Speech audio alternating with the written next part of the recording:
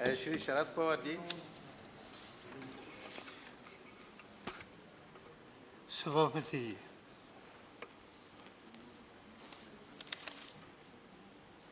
कल जो इंसिडेंस दिल्ली शहर में हुआ,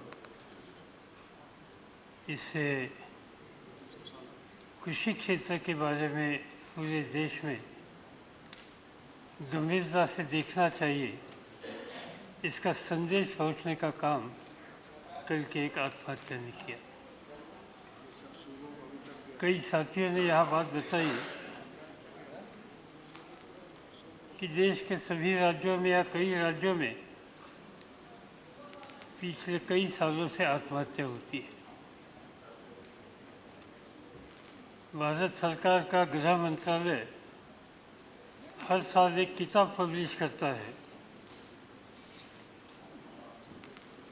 ब्यूरो ऑफ क्राइम, और इस किताब में देश में आत्महत्या कितनी हुई,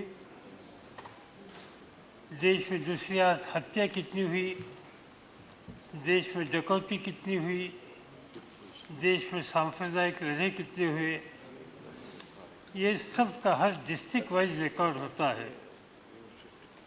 और पिछले कई सालों से आप देखेंगे तो आत्महत्या के बारे में जो इन्फॉर्मेशन आती है, इसमें किसानों का आत्महत्या का नंबर क्या है, कहाँ बढ़ रहा है, कौन से ज़िले में बढ़ रहा है, इसका नक्शा हमारे सामने आता है। मैंने बारीकी से ये सभी काम पिछले कई सालों से देखा है और इसमें बदलाव कैसे ला सकते हैं, इस पर ध्यान हमने दे दिया। प्रतिपक्ष के नेताजी ने यहाँ कहा कि किसानों के सिर पर एक बहुत बड़ी रकम थी कर्जा की, वो माफ़ करने के लिए कुछ कदम उठाए, उनका लागत मूल्य ठीक तरह से देने के लिए कुछ कदम उठाए गए और इसका फायदा हो गया। देश का कृषि का उत्पादन बढ़ गया। अब पिछले कई सालों में इस देश के गोदाम भरे नहीं थे, इतना अनाज इस देश के जगह जगह के गोदाम में हो गया। इससे एक बात हो गई कि भारत सरकार एक निर्णय लेने के लिए कामयाब हो गया कि देश के गरीब जनता की भूख की समस्या हल करने के लिए ज़्यादा अनाज 1 रुपये किलो, गेहूँ 2 रुपये किलो और चावल 3 रुपये किलो समाज के गरीब तबके को देने के लिए जो कदम उठाया, इसकी अमल आज देश में शुरू हो गई। ये जो कुछ हुआ, इसमें सबसे बड़ा योगदान अपना खून और पसीना देने वाला किसानों का है। एक तरफ किसानों ने देश की ये परिस्थिति बदलने में बड़ी मेहनत की, अनाज की समस्या हल की, और दूसरी तरफ हम देखते हैं कि किसानों में आत्महत्या भी बढ़ रही है, उनकी समस्या भी बढ़ रही है। तो हमें गंभीरता से देखना होगा कि ये क्यों ऐसी परिस्थितियाँ आ रही है। ये साल पिछले कई सालों में मुझे एक खराब साल दिखाई दे रहा है। देश के कई राज्यों में, मेरे खुद के स्टेट में, विदर्भ रीजन में, मराठवाड़ा रीजन में सूखा की समस्या है। पीने का पानी देने के बारे में वहाँ सरकार को कुछ न कुछ कदम उठाने पड़ते। उत्तर प्रदेश की बात देखी, हमने सुनी, देश के और कोई राज्यों की भी बात हमने सुनी। जो बारिश जिस महीने में कभी आता नहीं, ये बारिश आ गया, ओले पड़ गए और अच्छा हाथ में आने वाला, घर में आने वाला किसानों का उपज तूफान से भी, और इससे नुकसान हो गया। ज़बरदस्त कीमत किसानों को देने की स्थिति आज वहाँ पर गई। देश के कृषि मंत्री जिस राज्य से आते हैं मुझे मालूम नहीं पूरी तरह से, मगर आज के अखबारों में एक रिपोर्ट है बिहार का कि पिछले 2-3 दिन में बिहार में इतना नुकसान हुआ, इसमें आपके ज़िले का भी नाम है, और 40 किसानों की वहाँ आत्महत्या नहीं मगर मारे गए। इतना बड़ा तो 62 हो गए। अच्छा 62 हो गए, ये कल की बात है। ये कभी हमने सुना नहीं था कि इस महीने में बिहार जैसे राज्य में एक नेचर हमारे खिलाफ जाने के बाद क्या परिस्थिति पैदा होती है वो वहाँ हम लोगों ने देखी। दूसरी तरफ से हम ये देखते हैं कि चाहे ओले हो चाहे बारिश हो, इससे जो फसल पैदा हुआ है इसमें नुकसानी दिखाई दे रही है। शरद यादव जी ने आज सुबह भी बात एक बार कही प्रोक्योरमेंट के बारे में, फूड कॉर्पोरेशन ऑफ इंडिया के बारे में उन्होंने बात रखी। अपने देश में जो किसानों की पैदावारी हुई है उसकी खरीद के बारे में एक कुछ ना कुछ अच्छा इंतज़ाम फूड कॉर्पोरेशन ऑफ इंडिया के माध्यम से कई सालों से चालू है, और पिछले 2-3 सालों में फूड कॉर्पोरेशन ऑफ इंडिया के सभी गोदामों में, सभी भंडारों में बहुत बड़े पैमाने पर माल था। इस समय इसकी लेवल थोड़ी कम हो गई है। जहाँ तक मेरी मालूमात है 41 मिलियन टन के आसपास इस साल फूड कॉर्पोरेशन के गोदाम में आज अनाज है। ये देश की ज़रूरत है, इससे ज़्यादा है, कम है ऐसे नहीं। और इससे पहले 2-3 साल में जो टोटल वहाँ अनाज हम रखते थे इससे थोड़ा कम है। आज दूसरी तरफ से शिकायतें आती है जिन राज्यों में खास तौर पर चावल की पैदावारी, गेहूं की पैदावारी होती है कि वहाँ खरीदने के बारे में जो नॉर्म्स होते हैं, ये नॉर्म्स में कुछ ढिलाई दे दी, कुछ सहूलतें दे दिए, फिर भी रिजेक्शन का परसेंटेज ज़्यादा है, इसकी कीमत किसानों को देनी पड़ती। दूसरी तरफ से जिनका खेती में नुकसान हुआ है उनको आज तक जो मदद करने की नीति सरकार की थी इसमें बदलाव किया गया। मैंने स्टेटमेंट देखा माननीय प्रधानमंत्री जी का कि 30 या 33% तक नुकसान हुआ तो भी उन किसानों को हम मदद देना चाहते हैं।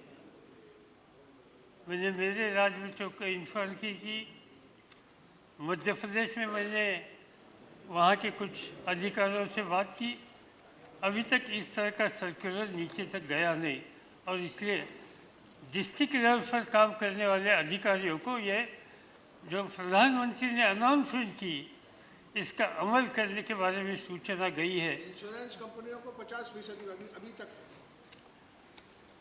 वो इंश्योरेंस कंपनी की बात अलग थी और प्रधानमंत्री ने जो अनाउंसमेंट की थी वो अलग बात थी। इससे पहले 50% नुकसान होने के बाद जो एक सरकार की तरफ से मदद होती थी वो 50% अभी 33% पर आने की अनाउंसमेंट इस देश में हुई है, प्रधानमंत्री जी इसके माध्यम से हुई है, मगर वो संदेशा नीचे तक गया है ऐसी इन्फॉर्मेशन मुझे मिल नहीं रही। मैंने मेरे राज्य में जहाँ सूखा है या जहाँ ओले पड़े वहाँ के हमारे संगठन को हर डिस्ट्रिक्ट में जाकर, हर कलेक्टर के दफ्तर में जाकर अपने एप्लीकेशन दीजिए, एक कैंपेन हमने शुरू की और सब जगह पर हमें एक ही रिप्लाई मिला। अभी तक हमें सरकार का आदेश मिला नहीं, हमने बात अखबार में पढ़ी है। मेरा सुझाव इतना है कि ये काम जल्दी करने की आवश्यकता है।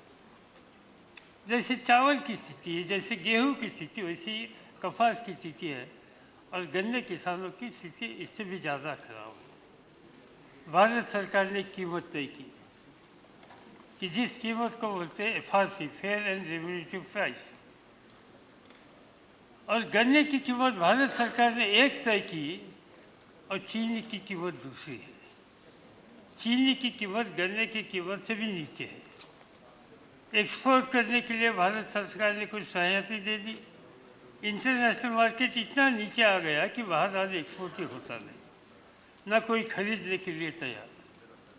और मुझे पक्का विश्वास है कि उत्तर प्रदेश में अगले कुछ महीने में एक तरह की अलग स्थिति पैदा हो जाएगी, क्योंकि वो गन्ना किसान वालों की जो कीमत देने की जिम्मेदारी चीनी मिलों के ऊपर है, वो कीमत दे नहीं सकेंगे।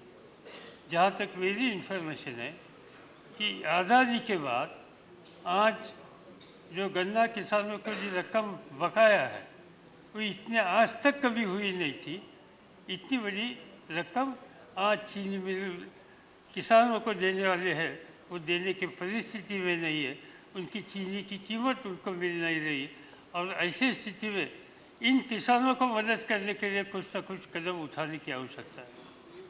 आज मुझे याद है जब हम सब लोग राजनीति में शुरू में काम करते थे, विधानसभा में काम करते थे, तब शरद जी या केसी जी को शायद याद होगा, उस समय गन्ना किसानों की समस्या रखने वाले एक गेंदा सिंह नाम के नेता थे। हाँ, गोरखपुर के आसपास। और वे गेंदा सिंह जी का नाम खाली उत्तर गन्ना सिंह हो गया बाद में, क्योंकि हमेशा वो गन्ना किसानों की समस्या रखती थी। और उनका नाम यूपी तक सीमित नहीं था, और तमिलनाडु तक गया था, क्योंकि इसमें ज़्यादा ध्यान देने का काम उन्होंने किया था। आज जहाँ तक उत्तर प्रदेश है, जहाँ तक महाराष्ट्र है, जहाँ तक कर्नाटक है, जहाँ तक तमिलनाडु है, जहाँ तक गुजरात है, इन राज्यों में ऐसे काम करने के बारे में और ज़्यादा ध्यान देने की आवश्यकता है। ये ध्यान देने में कुछ कमियाँ होगी तो इसकी कीमत इस देश के किसानों को देनी पड़ेगी। वही स्थिति आलू की परिस्थिति पैदा हुई। पश्चिम बंगाल आलू का उत्पादन करने वाला एक बहुत बड़ा राज्य है।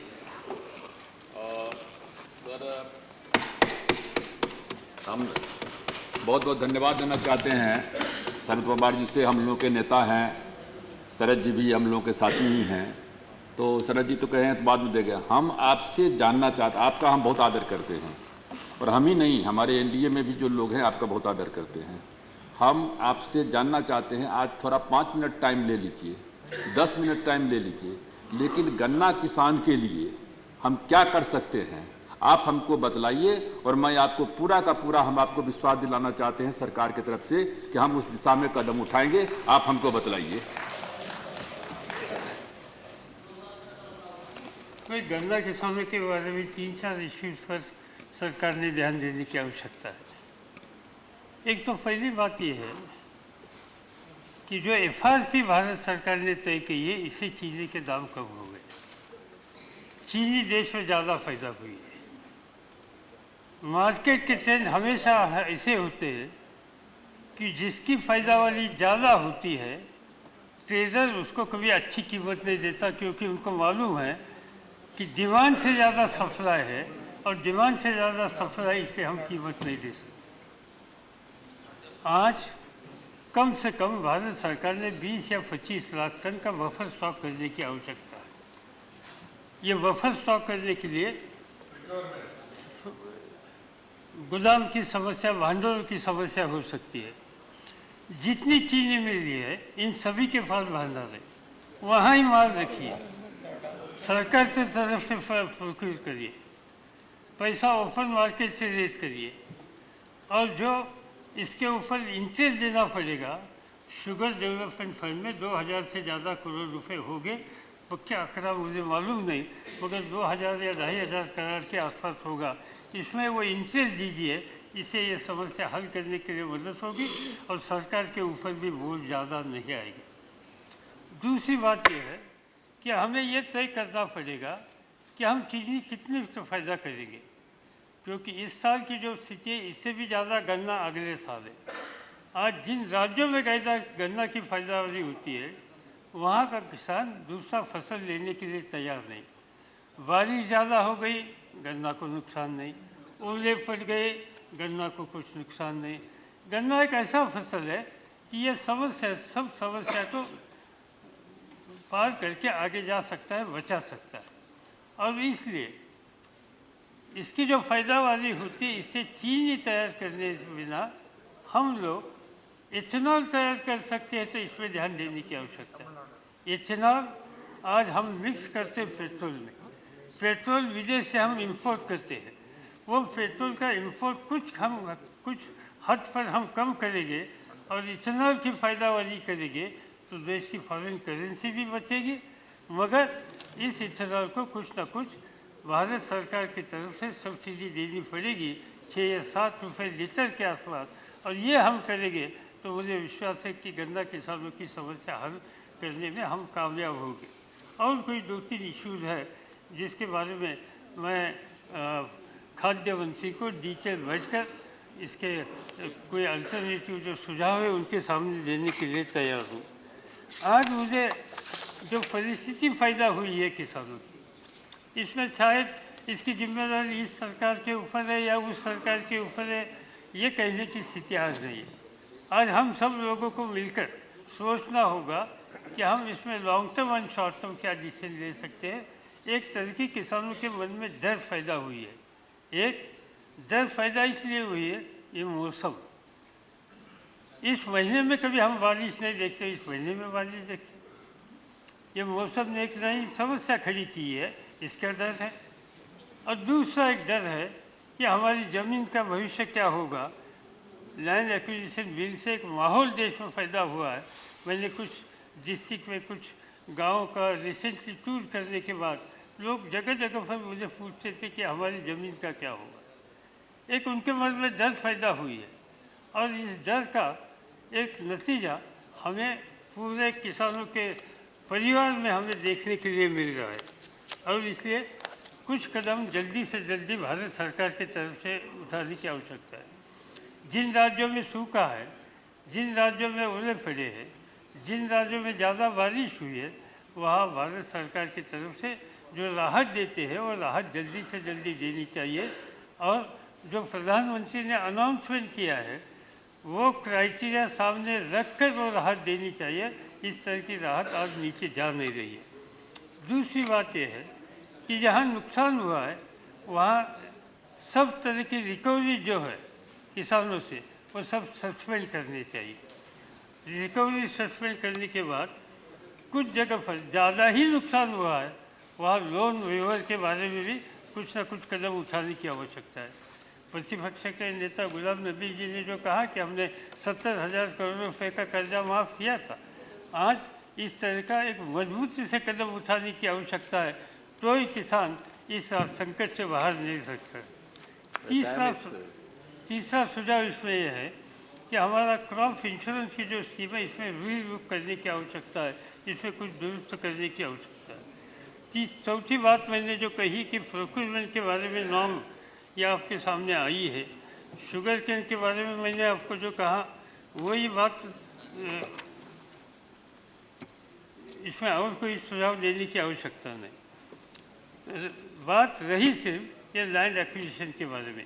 सच बताओ तो आज लैंड एक्विजिशन की यहाँ चर्चा करने की आवश्यकता नहीं थी, मगर विनय कटियार जी ने जो बात सदन के सामने मुझे डिटेल से लैंड एक्विजिशन के बारे में बताई, इसलिए इस बारे में कुछ बोलने की आवश्यकता पड़ती है। इसमें सभी बिल को हम इसके खिलाफ ऐसी बात नहीं, 3 ही इशू मुझे यहाँ लगते हैं कि जिस बारे में ध्यान देने की आवश्यकता है।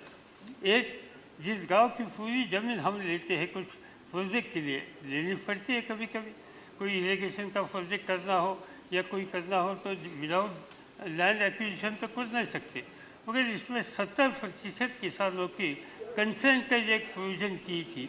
और ये प्रोविज़न जब कही थी क्योंकि ये जो पुराना कानून बना था, ये कानून बनाने की जो कमेटी थी इसका चेयरमैन मैं था, और इसलिए मैंने सभी के साथ इस बारे में डिस्कशन किया था।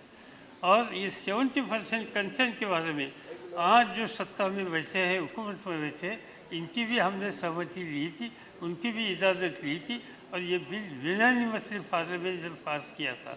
आज इसमें बदलाव करने की आवश्यकता नहीं थी। दूसरी बात, सोशल इम्पैक्ट असेसमेंट। गांव में किसानों की ज़मीन जब हम लेते हैं तो किसानों को आप कॉम्पेंसेशन देते हैं, मगर गांव में दूसरा भी वर्ग होता है, मजदूर वर्ग होता है और कोई काम करने वाला वर्ग होता है। किसान जाएंगे शायद दूसरे जगह पर, उनको कीमत मिलेगी 4 गुना, मगर बाकी लोगों की क्या परिस्थिति, मजदूरों की क्या परिस्थिति।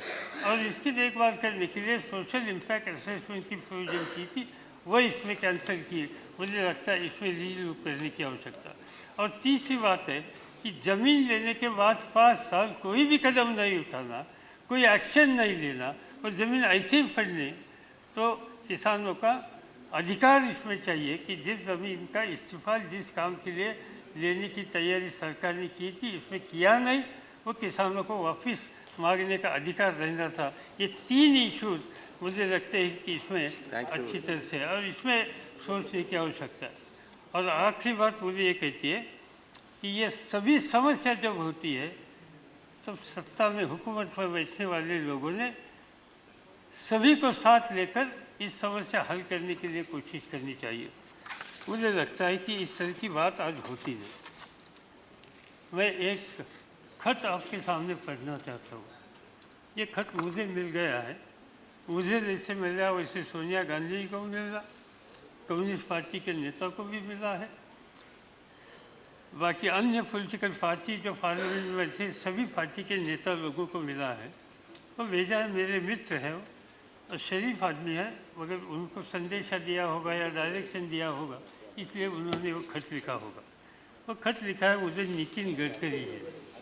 और नितिन गडकरी जी के खत में ये जो लैंड एक्विजिशन के बारे में जो आप सभी लोगों की जो कोई एक नीति है, कुछ इशू के बारे में आपके या मेरे मन में रिजर्वेशन है और इस बारे में पब्लिकली या प्राइवेटली या विधानसभा में या लोकसभा में या राज्यसभा में हमारे पार्टी के लोगों ने या हम लोगों ने कुछ न कुछ बात करी होगी। और इसलिए शायद प्रधानमंत्री जी ने उनके ऊपर जिम्मेदारी दी होगी कि आप सभी विपक्ष के साथ बातचीत करिए और इससे रास्ता निकालने के लिए कोशिश करिए। रास्ता निकालने के लिए जो मुझे लेटर आया है, इसमें लिखा है कि जो हम कानून करना चाहते हैं जिससे आप सहमत नहीं है, ये आपका अधिकार है, लेकिन हम आपसे पूछना चाहते हैं क्या किसानों को खेतों को पानी नहीं मिलना चाहिए? क्या गाँवों में समृद्धि नहीं आनी चाहिए? क्या देश की सुरक्षा महत्वपूर्ण नहीं है?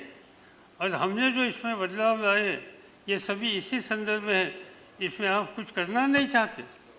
ये नेगोशिएशन डायलॉग, ये लैंग्वेज, ये किसी के साथ बातचीत करने की लैंग्वेज नहीं है, इसमें एरोगेंस। और मुझे लगता है कि ये एरोगेंस की बात मत करिए। इश्यूज होते हैं, समस्या पैदा होती है, देश के सामने संकट आता है, अल्टीमेटली हम सब लोग और हम सब लोगों की जिम्मेदारी इस देश का गरीब आदमी को मदद करने के लिए हम यहाँ आकर बैठे हैं। चाहे आप वहाँ होंगे, हम यहाँ होंगे, कल यहाँ से यहाँ वाले जाएंगे, आते हैं जाते हैं, मगर कम से कम हुकूमत आने के बाद हमारे पैर ज़मीन में रखकर सब लोगों के साथ अच्छी तरह से बात करके इससे रास्ता निकलने के लिए कोशिश करनी चाहिए। मैं इतना ही कहता हूँ कि आज ये परिस्थिति बड़ी गंभीर है और ऐसी परिस्थिति में मैं राजनीतिक लड़ाई करने की मनस्थिति में बिल्कुल नहीं है। मिलकर बैठकर सोचकर इस किसानों को मदद करने के लिए हमारे सदन के सभी साथियों को साथ मिलनी चाहिए और ये साथ देने के लिए हमारी तैयारी है। थैंक यू, धन्यवाद।